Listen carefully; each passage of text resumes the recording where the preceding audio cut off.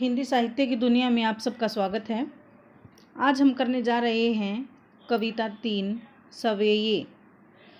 इसमें श्री कृष्ण जी के जो कवि रसखान जी हैं वो चाहते हैं कि श्री कृष्ण की जो भी चीज़ें हैं, जो भी स्थान है, मैं वो सब चीज़ें प्राप्त करूं, चाहे उसके लिए मुझे कितना भी त्याग क्यों न करना पड़े। तो क्या कहते हैं इसमें कवि रसखान जी, मानुष हो तो वही रसखानी, बसों ब्रज गोकुल गांव के गवारन।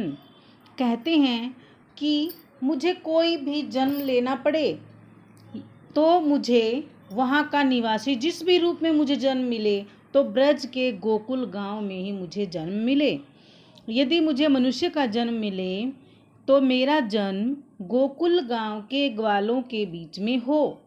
जो पशु हो तो कहाँ बस मेरो, चरो नित्य नंद की धेनु मंझारन।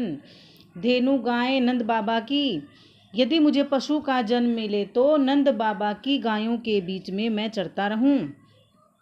पाहन हो तो वही गिरी को।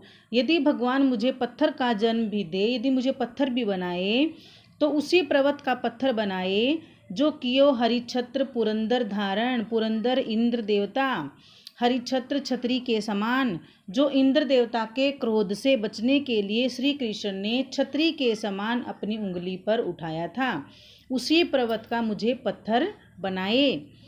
जो खग हो तो यदि मुझे पक्षी भी बनाए तो बसेरों करो तो मेरा बसेरा वहाँ पर हो। कालिंदी कूल कदम्ब की डारन। कालिंदी यमुना कूल किनारे कदम्ब के वृक्ष की डालियों पर मेरा बसेरा हो। जहाँ श्री कृष्ण बांसुरी बजाया करते थे, यमुना के तट पर कदम्ब के वृक्ष की डालियों पर बैठकर श्री कृष्ण बांसुरी बजाते थे। तो चाहते हैं कि मैं भी, मेरा जन्म भी पक्षी के रूप में हो तो उसी वृक्ष पर हो। दूसरा, या लकुटी अरु कामरिया। अब वस्तुओं की बात आती है। अब कवि रसखान जी कहते हैं, यदि मुझे लकुटी लाठी कामरिया कंबल, यदि मुझे श्री कृष्ण की लाठी और कंबल मिल जाए जिसको ओढ़कर और लाठी लेकर वो गाय चराते थे, मैं तीनों लोकों का राज्य भी त्याग सकता हूँ। आठहूँ सिद्धि नवो निधि के सुख। 8 सिद्धि, सबसे बड़े सिद्धि और सबसे बड़े खजाने मैं त्याग दूंगा। किसके ऊपर?